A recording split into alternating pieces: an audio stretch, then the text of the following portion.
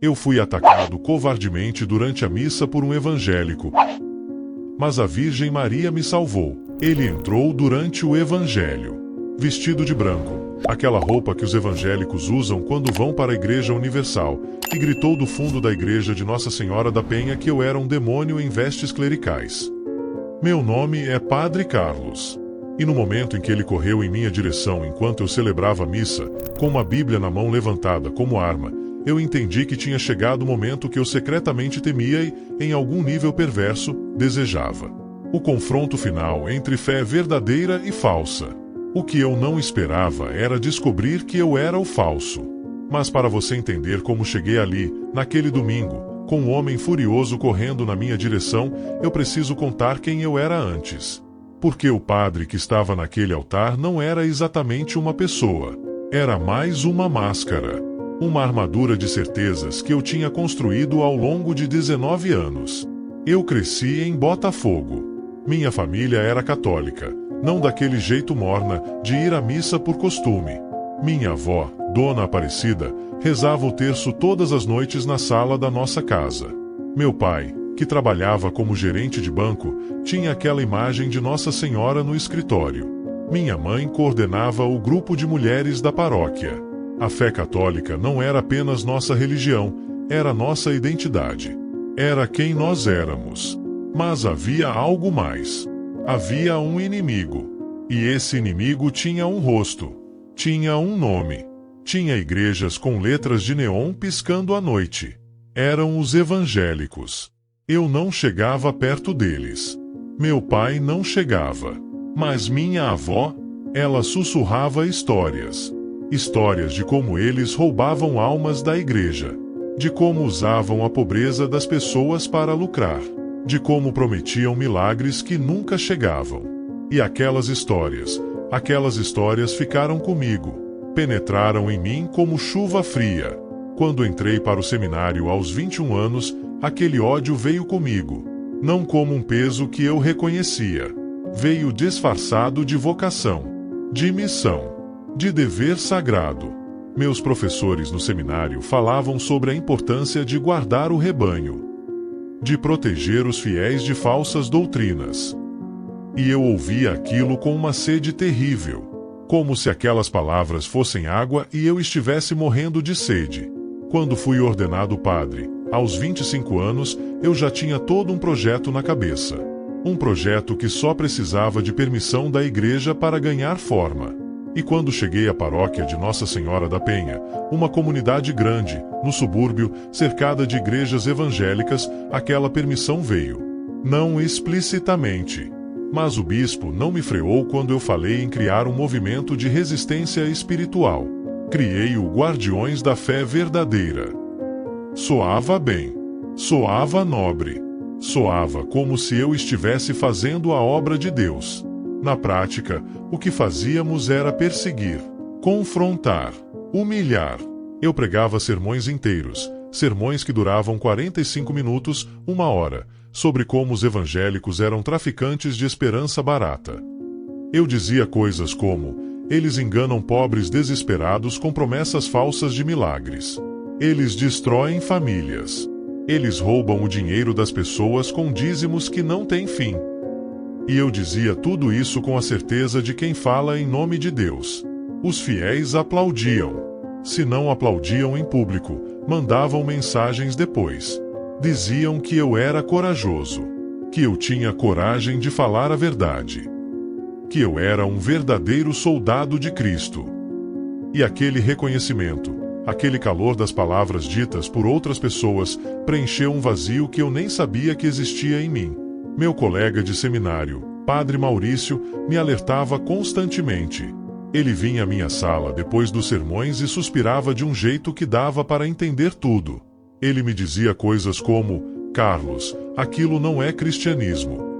Ou, você não acha que está exagerando? Mas eu tinha respostas para tudo. Eu tinha citações bíblicas. Eu tinha a aprovação da comunidade. Eu tinha certeza. E a certeza era uma droga muito mais potente que qualquer álcool. Minha avó, Dona Aparecida, também notava. Ela frequentava a missa todo domingo, E depois, quando ela me abraçava na sacristia, ela sussurrava coisas no meu ouvido.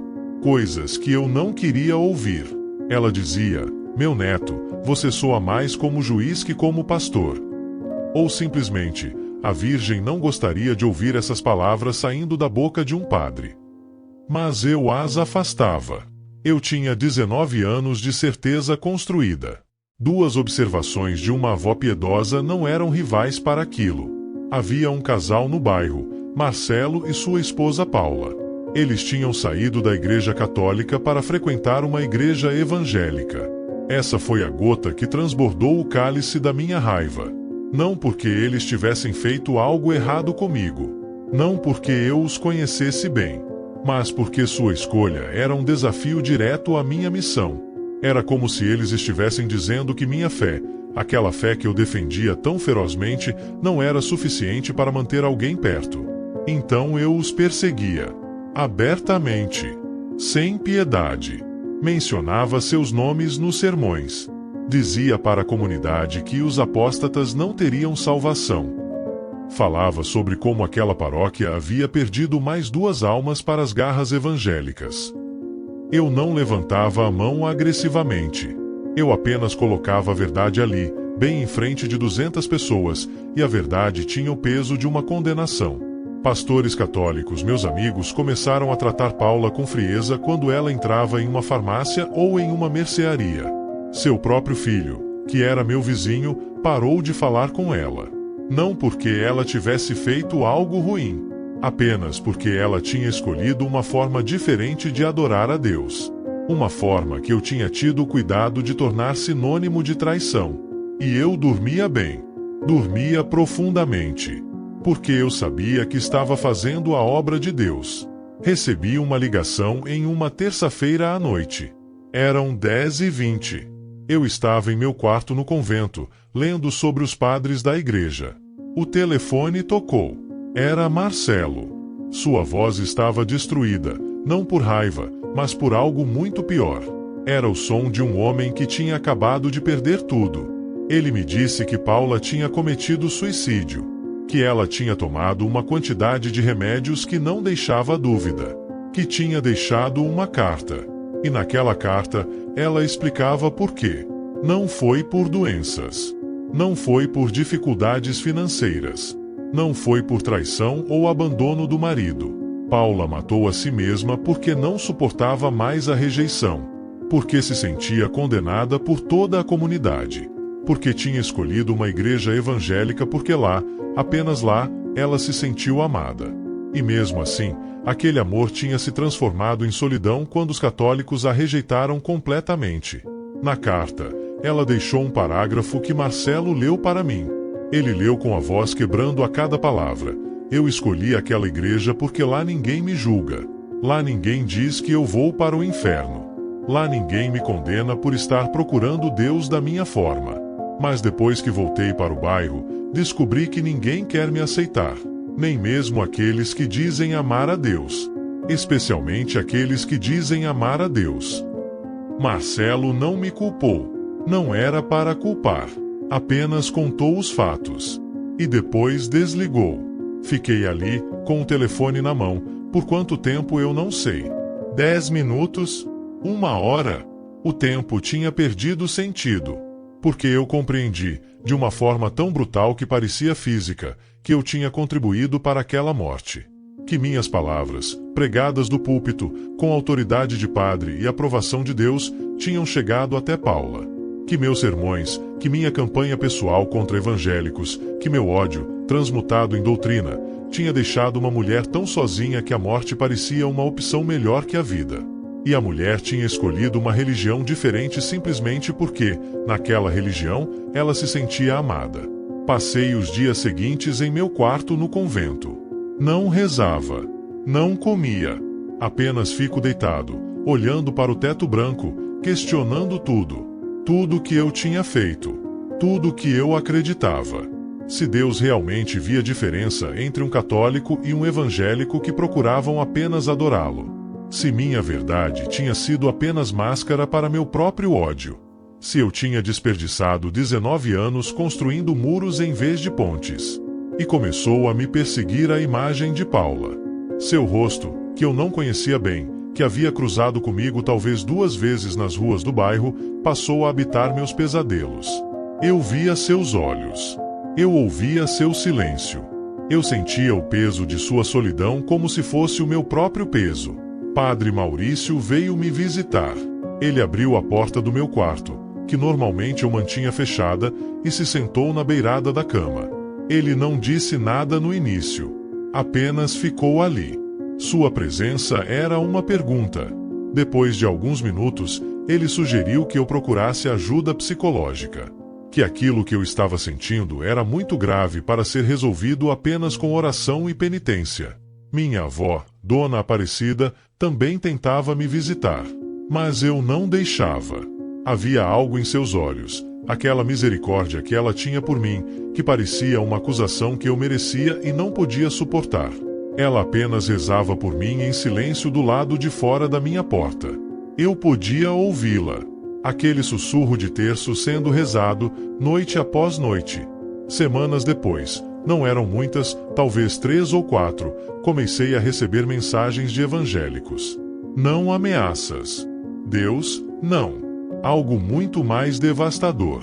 Eram convites. Convites para que eu visitasse suas igrejas. Que ouvisse seus testemunhos. Que conhecesse suas comunidades com meus próprios olhos. Um deles, que vinha de um pastor cuja igreja ficava a 2 quarteirões de Nossa Senhora da Penha, dizia assim: Padre, você condenou nossa religião sem nunca ter realmente entrado em uma de nossas igrejas. Você tem coragem de vir. Recusei todos, porque sabia que se eu fosse, teria que confrontar tudo o que construí em 19 anos. Teria que admitir que talvez eu estivesse errado. Teria que olhar nos olhos das pessoas que eu tinha condenado e reconhecer a humanidade delas. E eu não era forte o bastante para aquilo. Então fiquei fechado. Fiquei paralisado. Fiquei rezando a Deus que me desse uma resposta, que me dissesse o que fazer, que me salvasse da minha própria consciência. Mas o silêncio era ensurdecedor. Era como se Deus também me tivesse abandonado. Você já se sentiu assim? Tão sozinho que a solidão se torna uma companheira? Tão longe da graça que parece que você saiu do mapa de Deus completamente? Mas então Marcelo apareceu na sacristia. Sem aviso. Sem telefonema prévio. Ele simplesmente bateu na porta, e quando eu abri, lá estava ele. 6 semanas tinham se passado desde aquela ligação terrível. 6 semanas em que eu tinha envelhecido 10 anos. Marcelo não vinha com raiva. Não vinha para me confrontar ou me exigir satisfações. Ele vinha apenas com a mágoa de quem perdeu tudo e ainda assim escolhe a compaixão. Aquilo era pior que qualquer agressão. Qualquer grito. Qualquer acusação. Era pior porque eu não tinha defesa contra aquilo. Ele se sentou em uma das cadeiras de madeira que ficavam na sacristia. Ficou ali, em silêncio, olhando para as mãos. Depois ele começou a falar. Sua voz era baixa, mas cada palavra chegava com o peso de uma pedra caindo em água parada. Ele me disse que tinha vindo porque Paula, em sua carta de despedida, aquela carta que eu ainda não tinha tido coragem de pedir para ler, tinha deixado um pedido específico. Ela tinha pedido que ele me perdoasse. Que ele viesse até mim e dissesse: eu perdoo você. Isso não fazia sentido. Marcelo tinha perdido sua esposa. Tinha perdido sua parceira de vida. E ele vinha me oferecer perdão? Como isso era possível? Ele explicou, como se lesse meus pensamentos. Paula, segundo Marcelo, tinha escrito que ela sabia que eu era vítima também. Vítima de um ódio que nem eu mesmo entendia. Que ela podia ver que eu pregava com tanta certeza porque era a única forma que eu sabia de lidar com meu próprio medo. Meu próprio vazio. E que, naquele momento final de sua vida, Paula havia escolhido não perpetuar aquele ciclo de ódio. Tinha escolhido quebrá-lo. Marcelo então tirou um livro de sua mochila.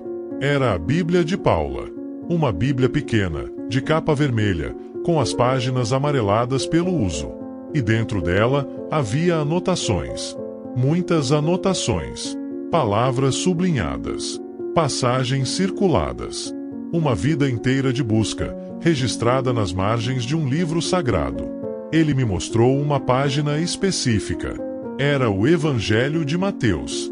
E ali, em uma letra pequena e cuidadosa, Paula tinha escrito: aquele que julga seu irmão está se julgando a si mesmo. Porque todos somos imperfeitos buscando perfeição em Deus.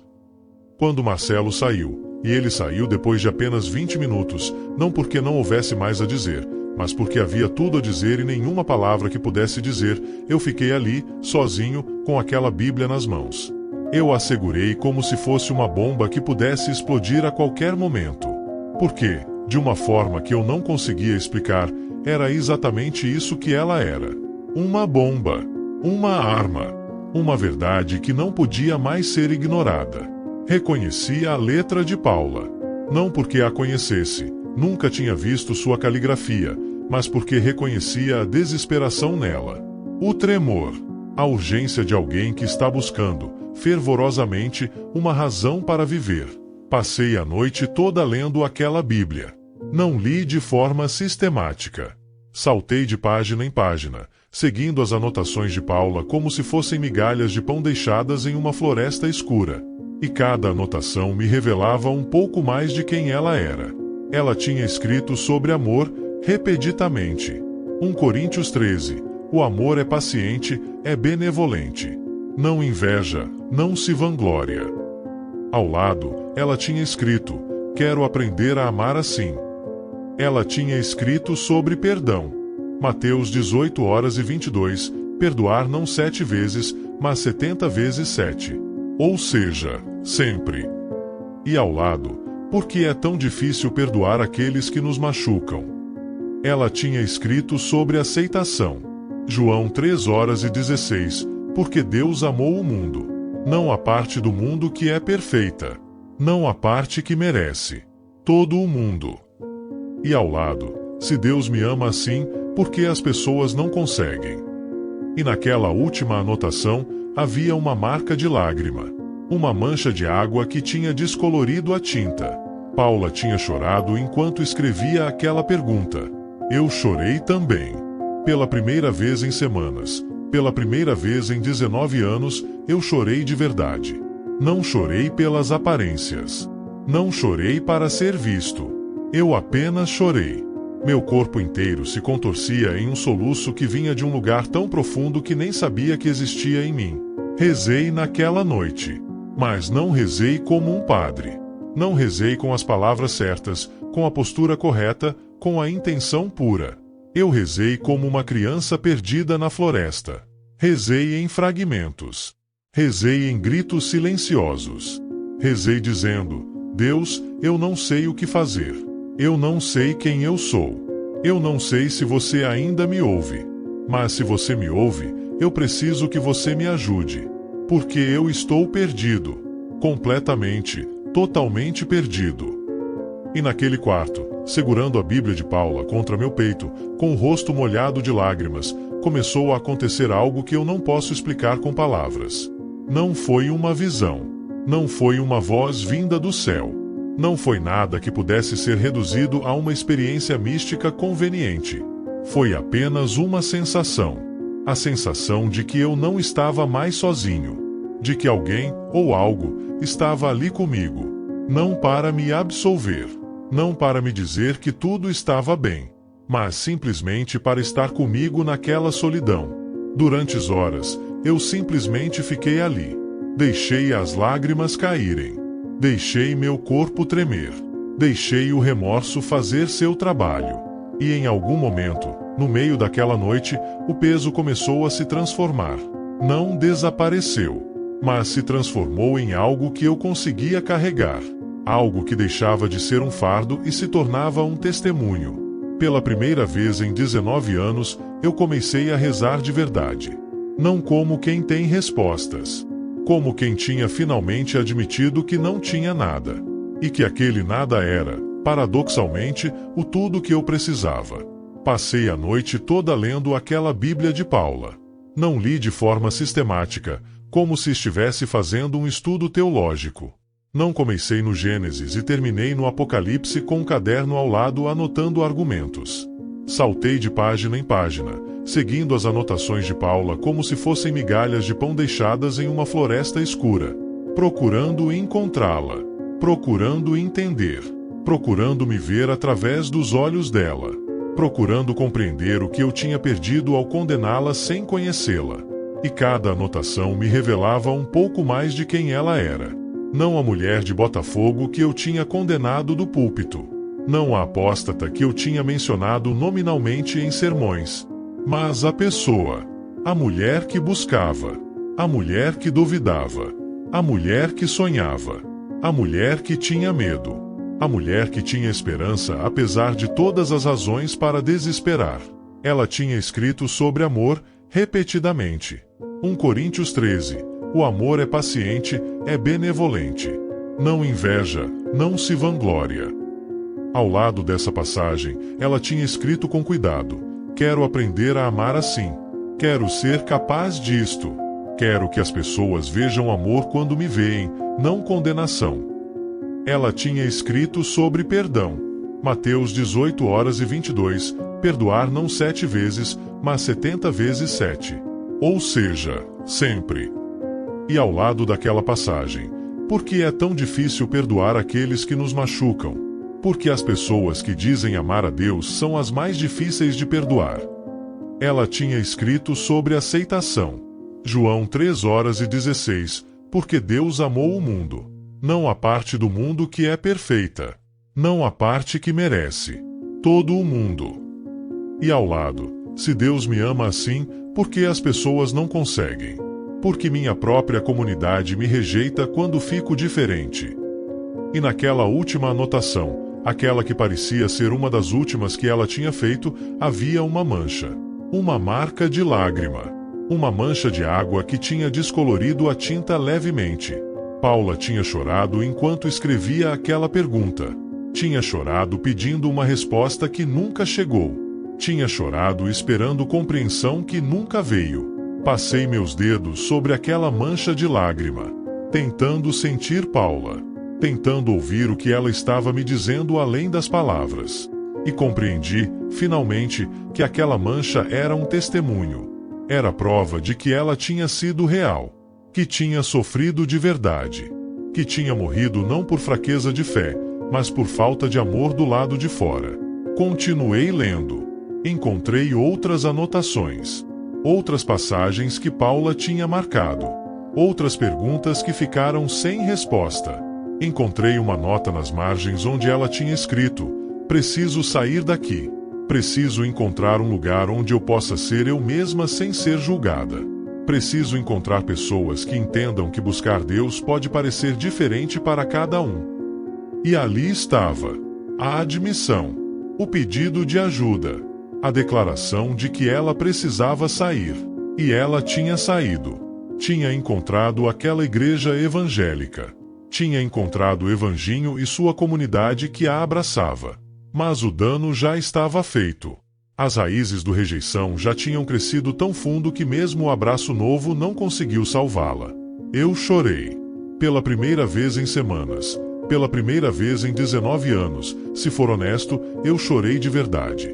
Não chorei pelas aparências. Não chorei para ser visto ou consolado. Eu apenas chorei. Meu corpo inteiro se contorcia em um soluço que vinha de um lugar tão profundo que nem sabia que existia em mim. Era como se tivesse um poço dentro de mim cheio de remorso, e aquele poço finalmente tinha transbordado. Rezei naquela noite.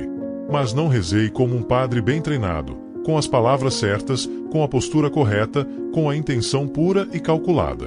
Eu rezei como uma criança perdida na floresta que finalmente percebe que está perdida. Rezei em fragmentos.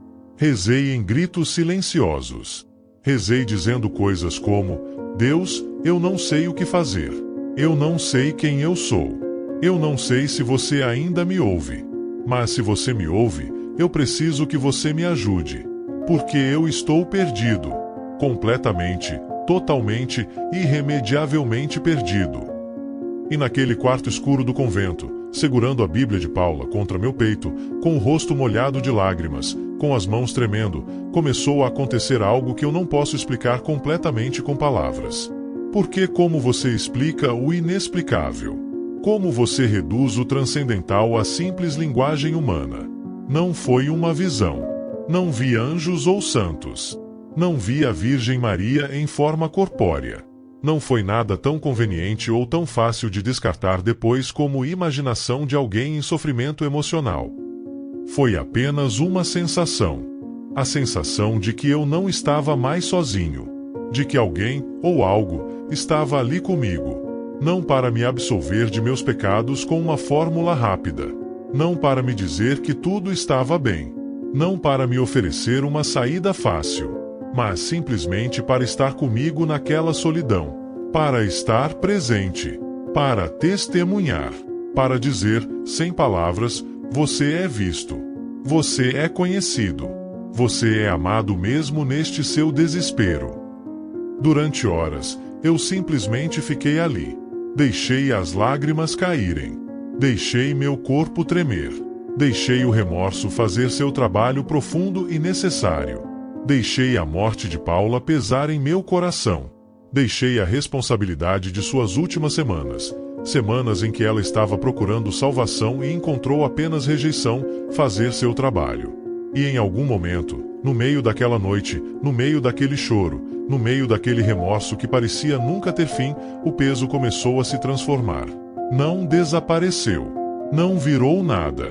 Mas se transformou em algo que eu conseguia carregar. Algo que deixava de ser um fardo tão pesado que me esmagava e se tornava um testemunho. Uma marca.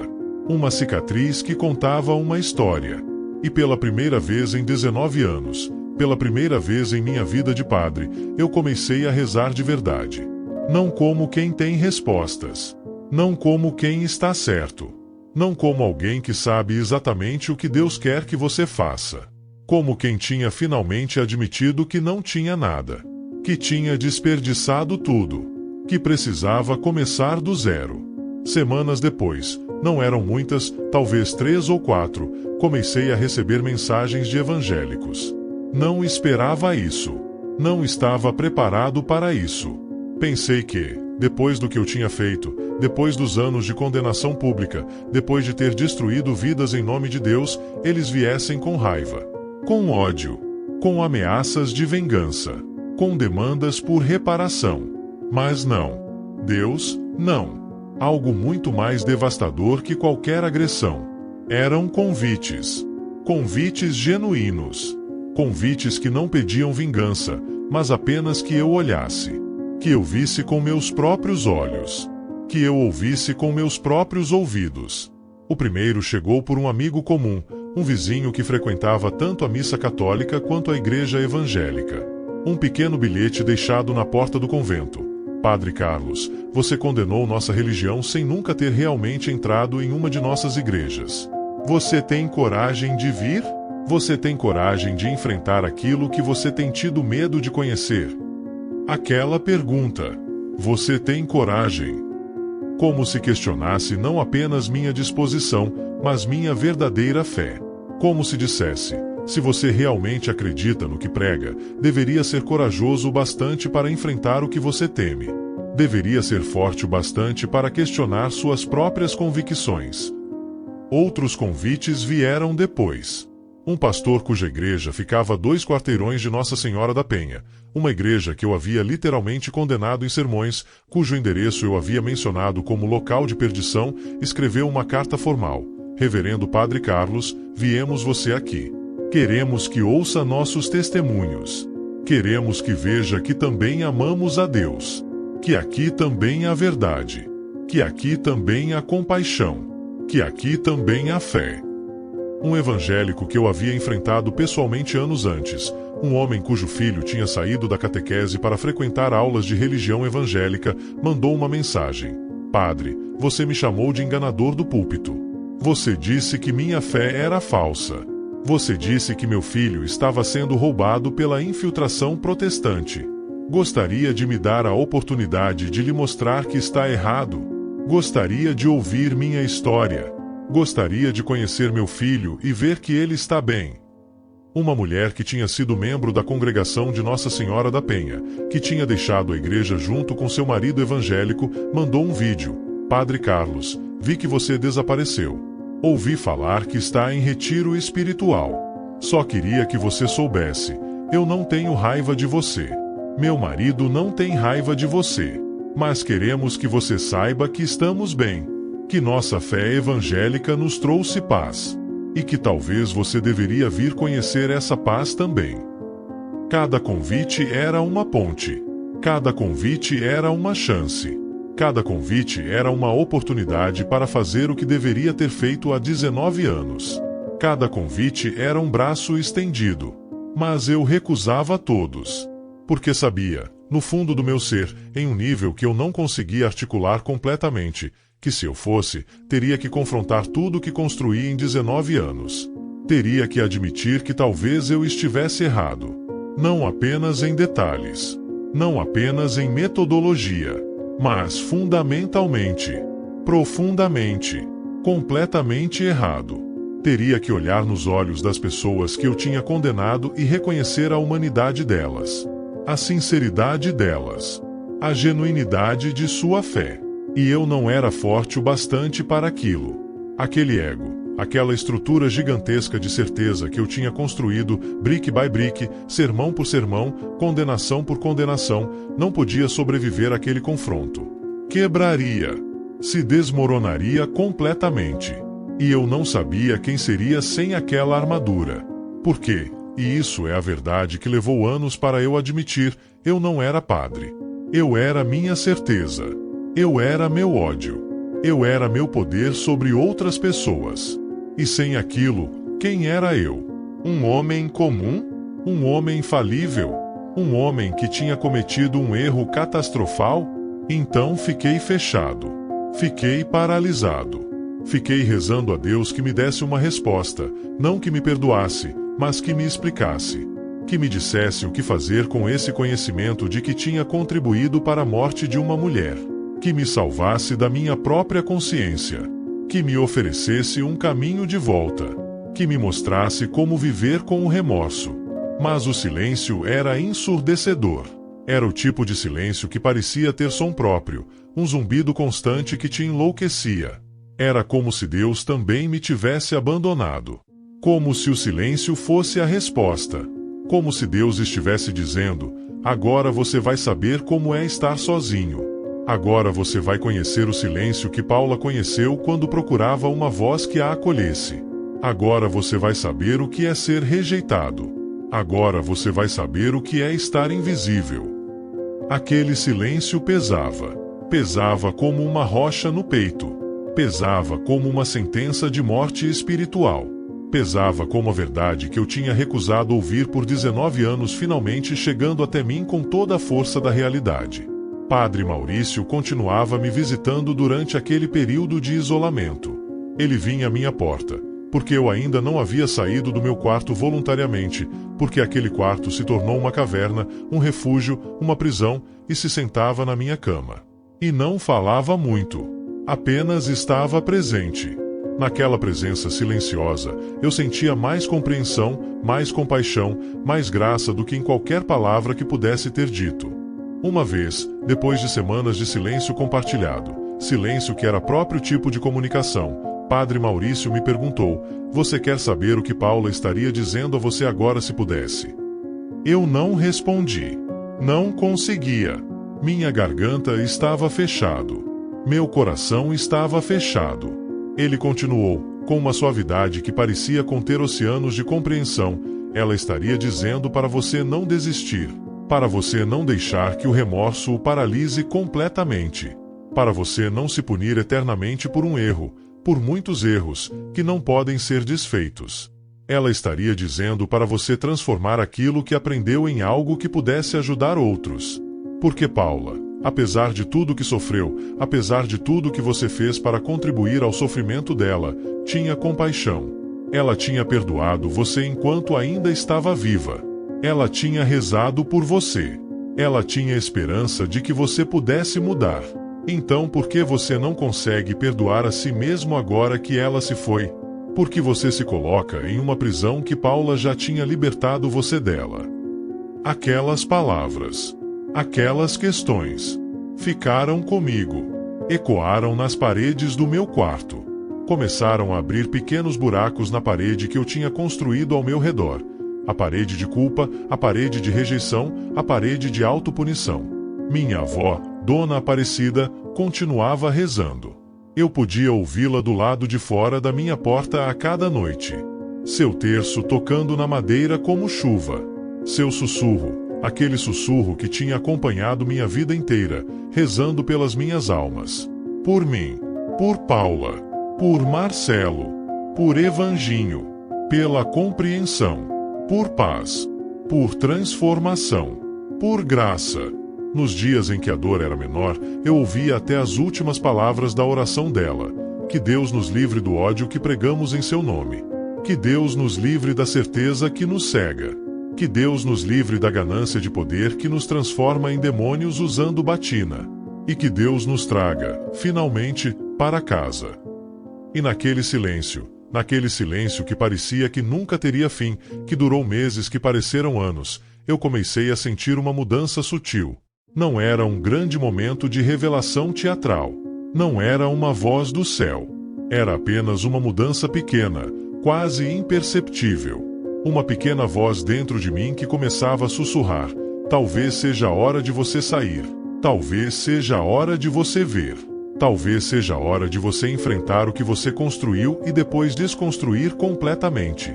Talvez seja a hora de você deixar de ser Padre Carlos e se tornar apenas Carlos, um homem comum buscando compreensão. Marcelo apareceu na sacristia em um dia de quarta-feira à tarde. Era o meio da tarde, aquela hora do dia em que a luz muda, em que o mundo parece fazer uma transição entre duas realidades. Eu estava lendo a Bíblia de Paula novamente. Eu a lia continuamente, como se as palavras de Paula pudessem mudar a cada leitura, como se novas revelações aparecessem nas páginas cada vez que as abria, como se Paula estivesse falando comigo através daquelas páginas, quando ouvi a batida. Uma batida leve, não agressiva, não violenta, apenas uma batida que dizia: eu estou aqui, e preciso conversar com você. Abri a porta lentamente, como se abrisse a porta para uma realidade que eu não queria completamente enfrentar, e lá estava Marcelo. Tinha emagrecido desde a última vez que o vi, aquela noite no hospital, naquele quarto que se tornou sagrado para mim, mas seus olhos carregavam algo diferente agora. Não era apenas rejeição. Não era apenas dor. Havia compreensão neles. Havia compaixão. Havia paz. Aquela paz que Paula tinha encontrado na igreja evangélica, aquela paz que nem mesmo o suicídio tinha conseguido destruir, porque a morte não desfaz a paz, apenas a transfere para outro plano. Ele perguntou se podia entrar. Sua voz era calma, quase triste, mas definitivamente sem raiva. Eu deixei. Nós nos sentamos nos mesmos bancos onde costumávamos falar quando eu era padre de Nossa Senhora da Penha e ele e Paula ainda eram membros da congregação. Aquele tempo parecia vir de uma vida diferente, de um mundo diferente, como se nós tivéssemos morrido e ressuscitado em uma realidade alternativa. Eu vim porque Paula pediu, Marcelo começou, sua voz controlada mas claramente carregando emoção contida. Não quando estava viva, ela nunca me pediu para vir até você. Mas quando deixou aquela carta de despedida, aquela carta que você ainda não leu completamente, ela deixou um pedido específico.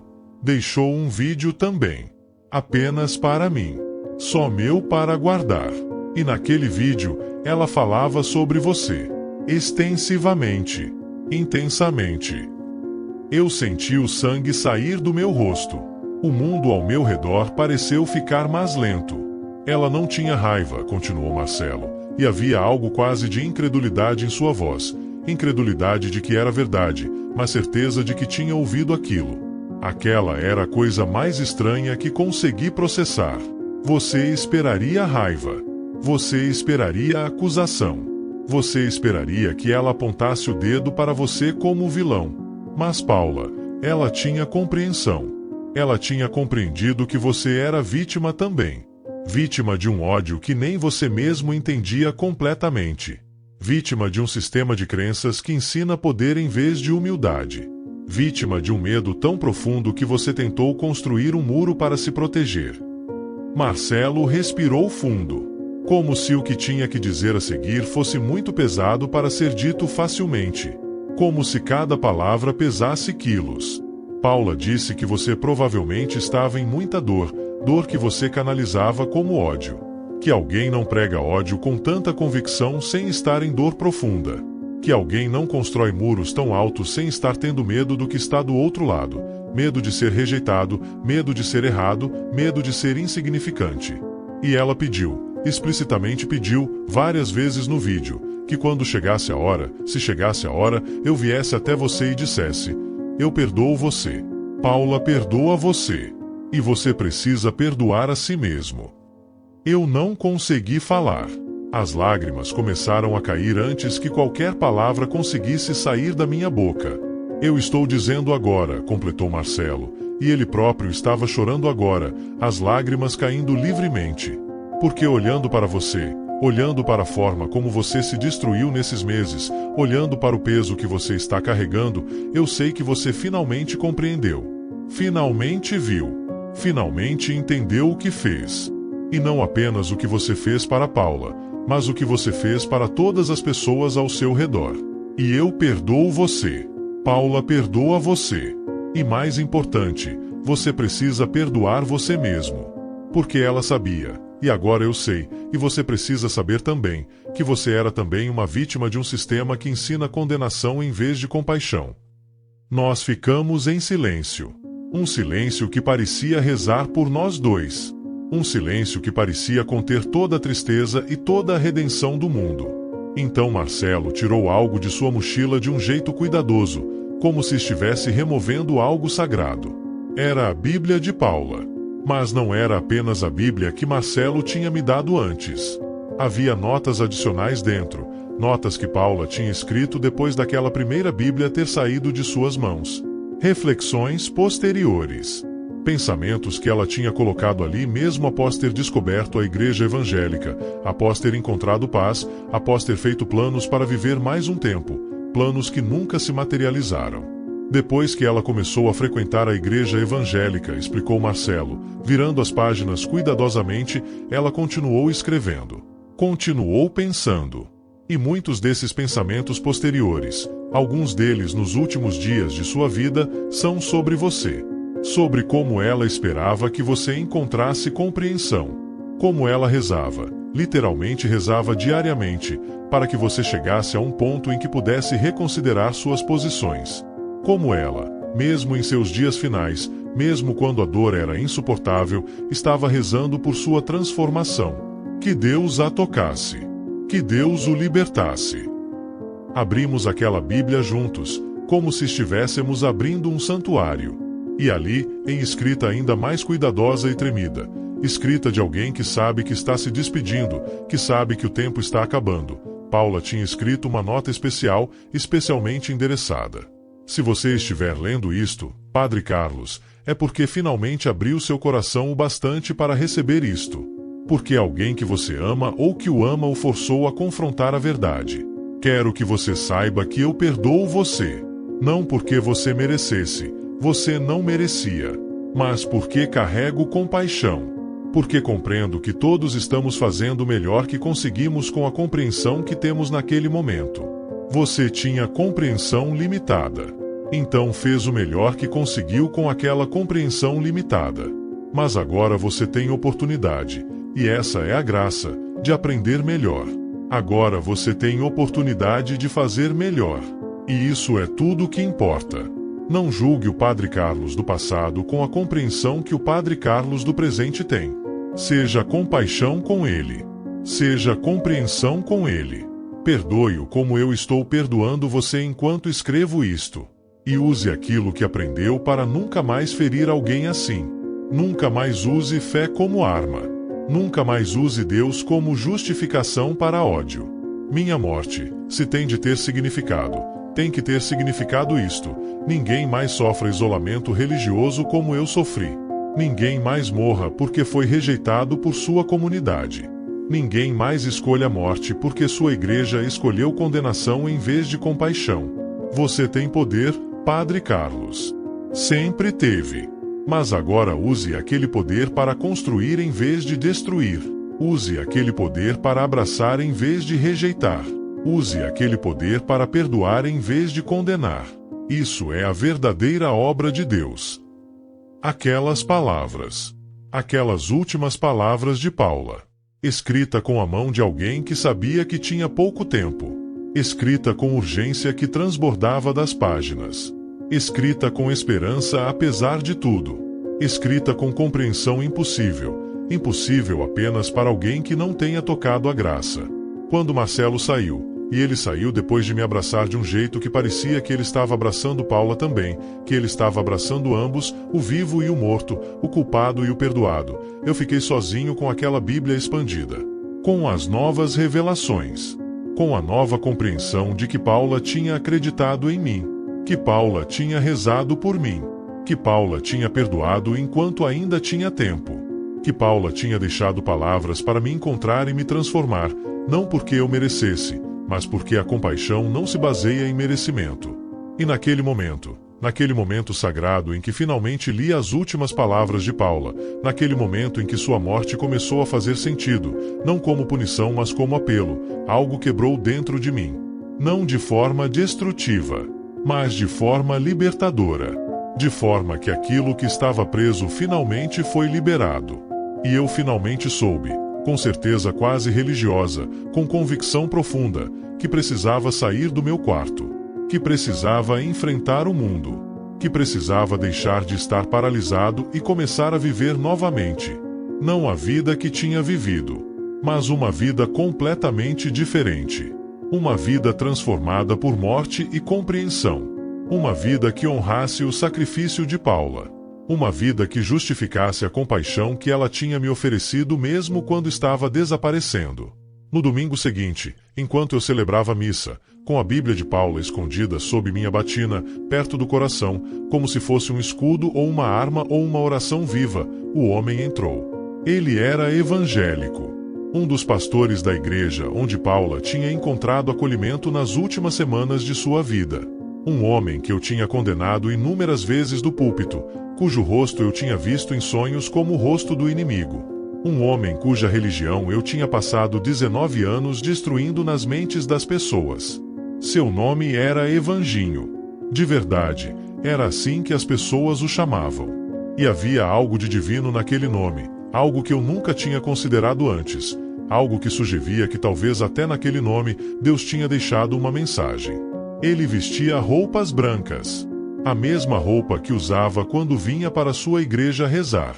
E quando entrou pela porta dos fundos, aquela porta que normalmente ficava fechada, fez um silêncio tão profundo que até a música do órgão parou. Como se o próprio edifício tivesse reconhecido que algo sagrado e terrível estava prestes a acontecer. E sim, ele gritou. Gritou do fundo da igreja com uma voz que preencheu cada canto, que fez as velas piscar como se respirassem, que fez os fiéis se assustarem e se contorcerem nos bancos.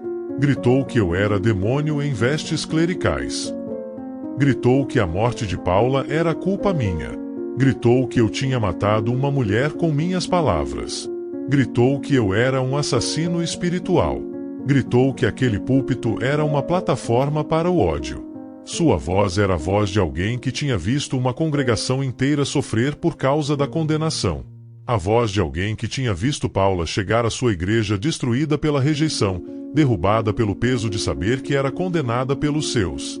A voz de alguém que tinha tentado salvá-la e falhou. Que tinha oferecido abraço, mas o abraço chegou tarde demais. Sim, ele correu em minha direção enquanto eu celebrava a missa. Com uma Bíblia na mão levantada como se fosse uma arma. Aquela mesma Bíblia que pregava amor, mas que naquele momento era instrumento de raiva. Com a raiva de um homem que tinha visto uma mulher escolher a morte em vez da vida. Com a frustração de alguém que queria fazer justiça, porque ninguém mais a faria. Os fiéis gritaram. Alguns se levantaram, querendo detê-lo. Alguns correram para a porta, querendo escapar. Alguns apenas ficaram em pé, paralisados, observando. Era caos. Era violência. Era o sagrado sendo violado. Era tudo que eu tinha ensinado que não deveria acontecer acontecendo bem em frente de mim. E sim, ele me bateu. Não foi uma coisa simbólica ou ritualística. Foram seus punhos, punhos de um homem que trabalhava com as mãos, que tinha força, que tinha raiva. Foram seus gritos ao mesmo tempo que golpeava. Foi a raiva transmutada em ação pura. Caí no chão do altar, exatamente onde eu costumava estar em meu poder, onde eu pregava verdades que matavam. E pela primeira vez em minha vida, eu não tentei me defender. Não levantei minha autoridade de padre. Não invoquei a polícia imediatamente. Um policial estava de prontidão lá fora, como sempre estava em eventos públicos, mas não chamei. Não tentei me vitimizar ou explicar minha posição. Não tentei absolutamente nada além de estar ali. Além de receber. Apenas fiquei deitado no chão frio do altar, deixando aquele homem descarregar sua raiva. Deixando que os golpes chegassem em mim. Deixando que a raiva saísse dele. E aquela raiva era a mesma raiva que eu tinha carregado por 19 anos. Era o ciclo completo. Era a justiça cósmica daquele momento. Era a verdade finalmente encontrando seu caminho de volta até mim. Meus fiéis olhavam em choque. Alguns tinham as mãos na boca. Alguns choravam. Alguns ainda se aproximavam, tentando separar Evanginho de mim. Mas eu levantava a mão, com os movimentos que conseguia fazer, e pedia que o deixassem. Que parem. Que deixem aquilo acontecer. Enquanto ele me batia, enquanto seus punhos chegavam em mim, enquanto eu sentia o impacto de cada golpe, enquanto meu rosto queimava sob a pressão, enquanto sentia o gosto de sangue na boca, eu sussurrava. Uma e outra vez. Como uma oração. Como um mantra. Como uma confissão que finalmente podia ser dita, que tinha sido enterrada dentro de mim por 19 anos. Estou perdoando. Estou perdoando. Estou perdoando. Minhas costelas protestaram. Senti algo rachar, um som que parecia ecoar dentro de mim. Meus dentes ficaram soltos. Conseguia sentir o movimento deles, a sensação estranha e perturbadora de estar perdendo partes de mim. Meu rosto queimou, inchou, mudou de cor entre vermelho, roxo e preto. Mas aquilo não importava. Porque eu finalmente entendia. Entendia que perdoar não era um presente que eu dava a alguém. Era um presente que eu dava a mim mesmo. Uma forma de quebrar uma corrente que tinha me aprisionado por 19 anos. Uma forma de finalmente ser livre. Quando os fiéis finalmente o afastaram, derrubando, contendo, tirando de mim com uma força que vinha do medo. E quando a polícia chegou, com suas sirenes tocando e seus protocolos de contenção, quando tudo virou caos, confusão, violência, investigação, eu fiz algo que nenhum de meus fiéis esperava. Eu olhei para aquele homem, para Evanginho, nos olhos. Mesmo com sangue no meu rosto. Mesmo com dor em cada parte do meu corpo. Mesmo enquanto policiais o colocavam às algemas. E disse, bem alto, para que todos ouvissem. Você tem razão de estar com raiva. Eu merecia isto. Você fez exatamente o que deveria ter feito. Você me deu aquilo que eu merecia receber há muito tempo. Você é bravo. Você é justo. E eu sou grato. Aquele homem congelou. Os policiais congelaram. Os fiéis congelaram. Os paramédicos que entravam com a maca congelaram. Porque nenhum padre, nenhuma figura de autoridade, tinha dito algo assim para ele. Havia sempre defesa. Sempre justificativa. Sempre uma forma de se colocar acima. Sempre uma maneira de transformar a vítima em vilão.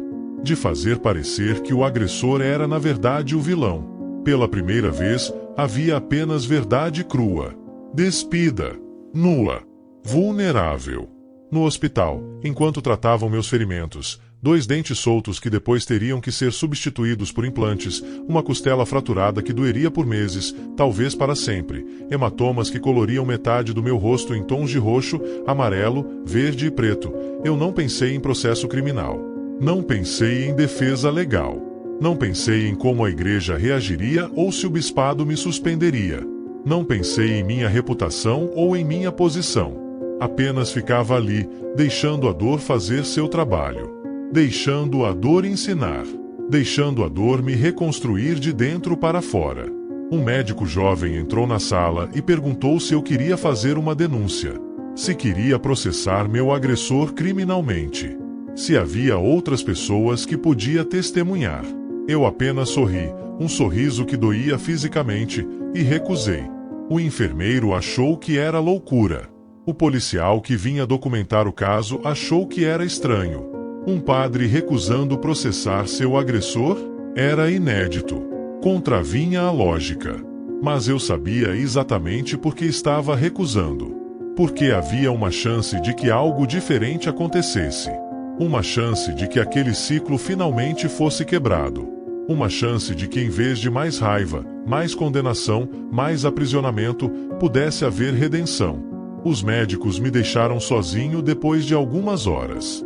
A noite caiu. As luzes do hospital ficaram de muntas. E estava tudo silencioso. Um silêncio que eu agora compreendo como sagrado. E então o hospital recebeu uma visita. Era Evanginho. Veio com as mãos tremendo, não de raiva agora, mas de arrependimento puro. Veio com o rosto pálido. Veio como um homem que tinha cometido um crime, aos olhos da lei, e agora tinha que enfrentar o criminoso. Tinha que olhar nos olhos da vítima e receber o julgamento. Mas também veio com flores. Flores brancas. Como se soubesse que aquela era a cor da paz, da rendição, do novo começo. Como se soubesse, instintivamente, o que aquele momento precisava. Marcelo estava com ele. Marcelo, que tinha perdido tudo e ainda assim continuava aparecendo. Que tinha desempenhado o papel de ponte entre dois mundos que eu tinha passado meus anos tentando manter separados. Evanginho veio com outros evangélicos que frequentavam a igreja onde Paula tinha buscado salvação nas semanas finais de sua vida. Vieram de mãos dadas. Vieram em solidariedade. Vieram porque Paula tinha sido deles também. Porque Paula tinha chegado naquela igreja ferida e eles tinham tentado cicatrizar a ferida, mas a ferida era maior que o amor que podiam oferecer de um lado apenas. Evanginho se aproximou da cama e caiu de joelhos. Literalmente caiu, como se suas pernas não conseguissem mais suportá-lo. Com as mãos tremendo, com a voz quebrando em cada sílaba. Com lágrimas escorrendo pelo seu rosto como um rio que tinha sido represado por muito tempo. Eu peço desculpas, ele disse. Eu agi por raiva. E eu sabia que aquilo não era cristão. Eu sabia que você merecia uma resposta melhor. Mas quando soube que Paula tinha morrido, quando percebi que uma mulher tinha vindo para nossa igreja buscando salvação e tinha encontrado condenação em todos os outros lugares, algo em mim quebrou. E eu precisei vir aqui. Eu precisei fazer justiça. Mas agora, vendo você aqui, vendo seu rosto machucado, vendo o que minha raiva fez, eu entendo que justiça não era isto. Perdão era isto. Perdão é isto. Marcelo segurou a mão de Evanginho. E eu segurei a outra mão. E eu que tinha passado 19 anos ensinando as pessoas que evangélicos não tinham salvação, que não tinha fé verdadeira, que eram enganadores e exploradores, pedi desculpas para ele. Genuinamente. Profundamente. Sem reservas. Sem o peso da autoridade padronizada. Você foi honesto, eu disse, minha voz ainda fraca do golpe na garganta. Você expressou a raiva que eu merecia receber há muito tempo. Você foi real. Você foi cristão, mais cristão do que eu fui em 19 anos. Porque você teve o coragem de confrontar, de não fingir. E agora você veio pedir perdão. Isso me diz que sua fé é verdadeira. Que sua igreja ensina coisas que importam. Que sua comunidade produz pessoas capazes de arrependimento, de mudança, de graça. Evanginho chorou mais intensamente. Marcelo chorou também. Os outros evangélicos que estavam em pé ao redor da cama também choravam. E eu também chorava. E entre nós, naquele quarto de hospital, com Marcelo testemunhando, com outros evangélicos em pé ao redor da cama, criando um círculo de solidariedade que transcendia religião, denominação, história pessoal, algo impossível aconteceu. Não foi uma visão que eu pudesse duvidar depois. Não foi uma aparição que poderia ser explicada como alucinação de dor. Não foi nada que pudesse ser reduzido a uma experiência mística conveniente que alguém poderia questionar. Mas foi real. Tão real quanto o ar que respirávamos. tão real quanto a dor em minhas costelas, tão real quanto as lágrimas no rosto de Evanginho, tão real quanto a mão de Marcelo segurando a minha. Eu compreendi, não apenas com meu intelecto, mas com meu corpo inteiro, com minhas emoções, com cada fibra do meu ser, que a Virgem Maria, aquela mãe que eu invocava como rainha intocável, estava ali. Não em forma corpórea, mas em presença. Como uma mãe que reúne filhos briguentos, católicos e evangélicos, padres e pastores, e diz: vocês são meus filhos. Por que se matam? Por que não conseguem se abraçar? Por que escolhem a raiva em vez da compaixão? Naquele momento, a diferença entre católico e evangélico desapareceu. Virou pó. Virou bruma. Virou nada. E tudo o que restou foi humanidade. Ferida. Buscando. Rezando. Tentando se salvar uma à outra. Tentando entender. Tentando amar apesar de todas as razões que tinham para odiar. Deixei a igreja de Nossa Senhora da Penha 3 meses depois de receber alta do hospital. O tempo entre a alta e a saída foi tempo de reflexão, tempo de cura, tempo de conversa com meus superiores na igreja. Não foi uma decisão dramática ou impulsiva. Não houve uma carta de renúncia ao bispado lida em público no domingo pela manhã, nem uma declaração grandiosa de abandono da fé que fizesse manchete nos jornais. Foi apenas uma constatação silenciosa, pessoal, profunda de que eu não podia mais estar naquele lugar. Que aquelas paredes, que conheciam apenas meu ódio, que vibravam com minhas certezas ferinas, não conseguiam abrigar meu arrependimento. Que aquele púlpito, que eu havia dominado por 19 anos com a segurança de quem sabe que está certo, era um reflexo de quem eu tinha sido. E eu não era mais aquela pessoa. O bispado aceitou minha decisão. Sem burocracia excessiva. Com uma compreensão que me surpreendeu. Talvez ele também tivesse compreendido algo naquele hospital. Talvez ele também tivesse chegado a conclusões semelhantes. Ou talvez, e isso também era possível, ele reconhecesse que havia chegado a hora de um novo tipo de testemunho. Deixei também o movimento Guardiões da Fé Verdadeira. Ele se dissolveu rapidamente quando percebi que ele não tinha nunca sido sobre fé. Tinha sido sobre poder, sobre controle.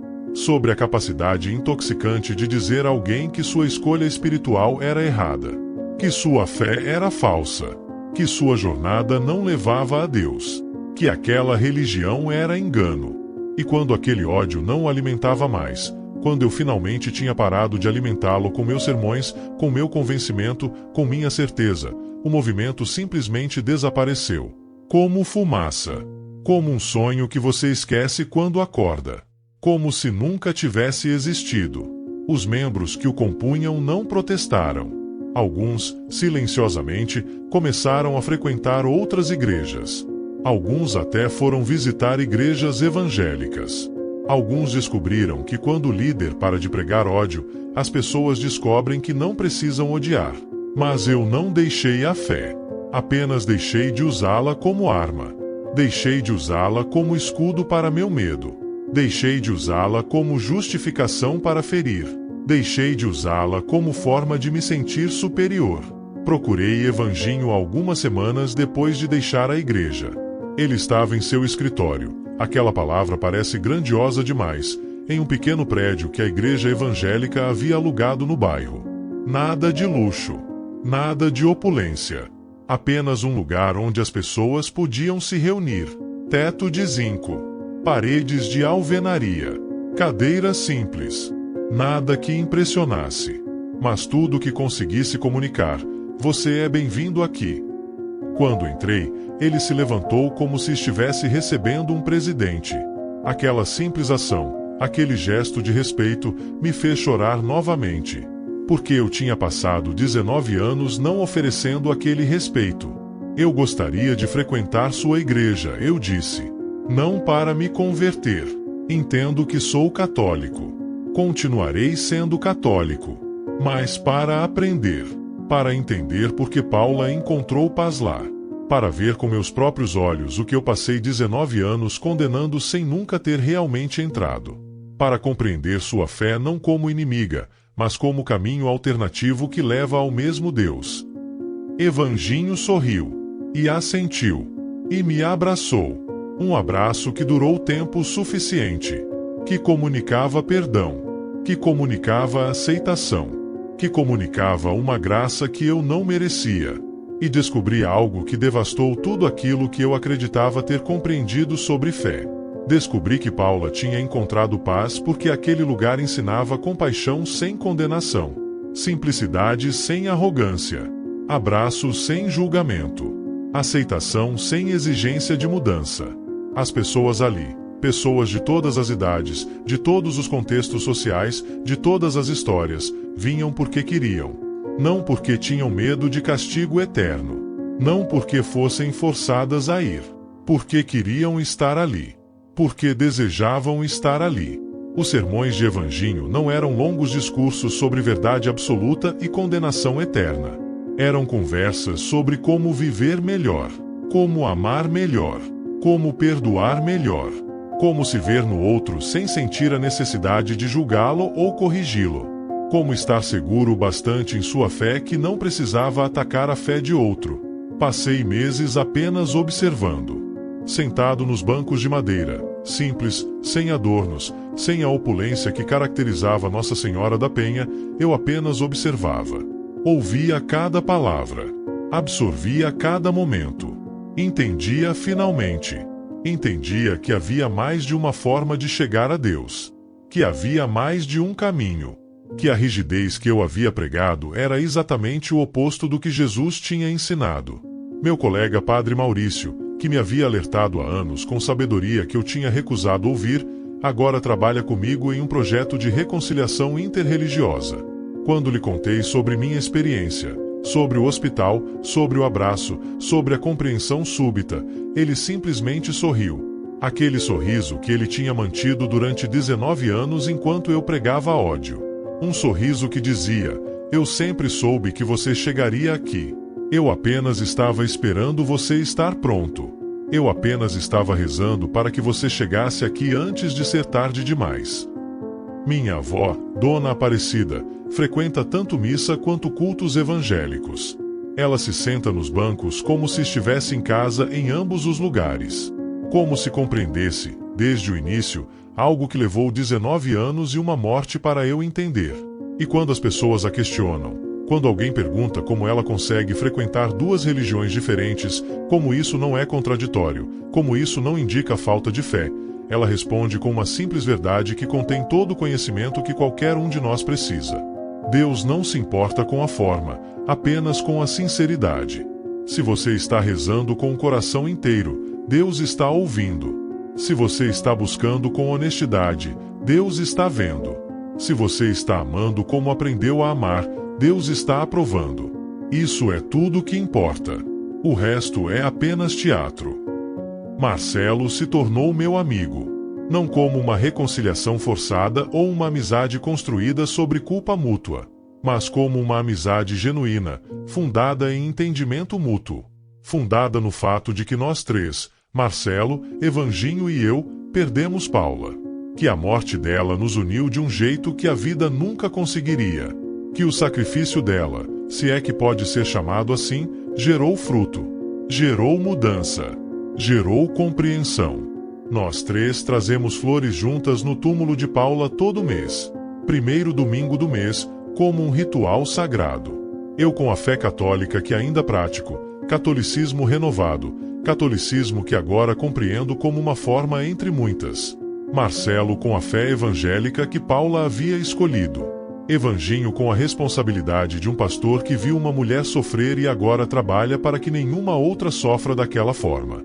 E ali, diante da sepultura de Paula, naquele pátio tranquilo onde os mortos descansam em paz sob a sombra de árvores antigas, nós reconhecemos juntos uma verdade que é simples mas devastadora. Nossas diferenças religiosas tinham matado alguém que apenas buscava ser amada. O preço de nossa certeza tinha sido a vida de uma mulher. E aquele preço era muito alto para qualquer verdade. Muito alto para qualquer dogma. Muito alto para qualquer fé que não conseguisse comportar compaixão. As cicatrizes do ataque desapareceram quase completamente. Meu rosto se curou. A cicatriz que ficou é pequena, quase invisível. Minha costela se solidificou novamente. Ainda dói quando respiro fundo demais, mas dói como um lembrete. Meus dentes foram restaurados com implantes que custaram uma pequena fortuna, mas que valeram cada centavo porque cada vez que como, eu me lembro. Mas as cicatrizes no meu espírito, aquelas permanecem. E devem permanecer. Porque me lembram diariamente que fé verdadeira não divide o mundo entre salvos e perdidos. Reconhece a jornada espiritual de cada um, seja católica, evangélica, espírita, budista, muçulmana ou até agnóstica. Porque Deus, o Deus real, não o Deus que eu tinha inventado, é grande demais para caber em uma religião apenas. Grande demais para ser monopolizado por um grupo. Grande demais para ser usado como arma contra aqueles que o buscam de formas diferentes. Quando vejo evangélicos frequentando missas católicas ou católicos visitando cultos evangélicos, eu sorrio. Porque entendo que estão fazendo o que eu deveria ter feito há 19 anos. Reconhecendo que a fé que realmente importa é a que nos torna melhores pessoas. Não a fé que nos faz julgar os outros. Não a fé que nos faz construir muros. A fé que nos faz construir pontes. A fé que nos faz reconhecer o sagrado no outro, mesmo que ele esteja rezando de forma diferente. Paula continua comigo. Naquela Bíblia que Marcelo me deu, com aquela anotação sobre não julgar nossos irmãos. Toda vez que abro aquelas páginas, e eu as abro frequentemente, quase diariamente, eu as sinto. Sinto sua presença. Sinto sua pergunta silenciosa. Se Deus me ama assim, por que as pessoas não conseguem? E agora eu tenho uma resposta. As pessoas conseguem. Elas apenas precisam deixar de ter tanto medo. Precisam deixar de estar tão seguras de suas próprias verdades. Precisam deixar de usar a fé como forma de escape da própria imperfeição. Precisam reconhecer que a certeza, aquela certeza que eu tinha, é muitas vezes o inimigo mortal da compaixão. Há alguns meses, recebi um convite para falar em uma conferência de pastores e padres de diferentes denominações. O tema era reconciliação interreligiosa. Fui. E quando subi naquele palco, um palco muito diferente do púlpito que eu havia dominado por 19 anos, contei essa história inteira. Contei sobre Paula. Contei sobre Marcelo. Contei sobre Evanginho. Contei sobre a Bíblia Vermelha com suas anotações de esperança e desespero escritas nas margens. Depois de terminar, depois de ficar em silêncio por um minuto inteiro, deixando o peso da história pesar sobre a sala, houve silêncio prolongado. Um silêncio que durou vários minutos. Um silêncio sagrado.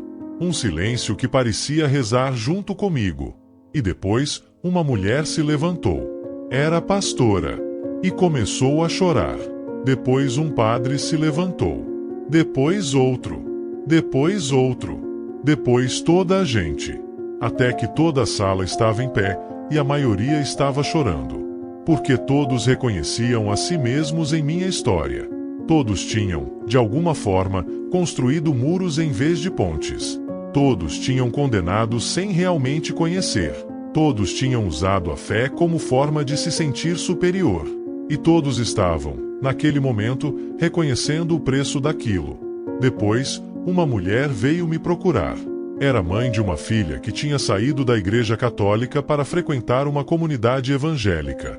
A mãe tinha recusado falar com a filha por 3 anos. Tinha recusado ir ao casamento dela. Tinha dito a todos que tinha perdido sua filha. E agora, ouvindo minha história, ela compreendeu que tinha perdido sua filha não porque a filha tivesse deixado a igreja. Tinha perdido porque a mãe tinha deixado a compaixão. Porque tinha permitido que a certeza destruísse o amor. Porque tinha escolhido estar certa em vez de estar unida. Ela me abraçou. E disse que ia ligar para sua filha naquele mesmo dia. Que ia dizer que a amava. Que a aceitava. Que a religião não importava. Importava apenas que elas estavam juntas novamente. Que a fé só tinha sentido se ela pudesse conectá-las em vez de separá-las. Eu prometi a Paula, naquela noite em que li sua Bíblia, naquela noite em que meu coração começou a se reconstruir, que nunca mais usaria a fé como arma contra qualquer um que buscasse Deus. Seja qual for o caminho que escolha. Seja qual for a denominação que frequente. Seja qual for a forma de adorar que toque o seu coração. Seja qual for a jornada espiritual que ele decida seguir. E tenho mantido aquela promessa. Hoje, 2 anos depois daquele domingo em que Evanginho correu em minha direção, eu sou uma pessoa completamente diferente. Não porque tenho todas as respostas, na verdade, tenho muito poucas. Mas porque finalmente aceitei que nunca terei. Que aquele vazio que eu tentava preencher com certeza era um vazio que só podia ser preenchido com humildade. Com abertura. Com disposição de aprender com quem eu havia condenado. A Bíblia de Paula está sempre comigo. Viaja comigo quando preciso viajar para falar. Fica na minha cabeceira quando durmo. Abro suas páginas quando tenho dúvidas, e tenho muitas. Leio as anotações de Paula quando preciso ser lembrado de por que fiz essa escolha. E cada vez que leio aquela frase, aquele que julga seu irmão está se julgando a si mesmo. Porque todos somos imperfeitos buscando perfeição em Deus, eu me vejo a mim mesmo naquelas palavras. Vejo o meu orgulho. Vejo o meu medo. Vejo a forma como usei a fé para não ter que enfrentar minhas próprias imperfeições.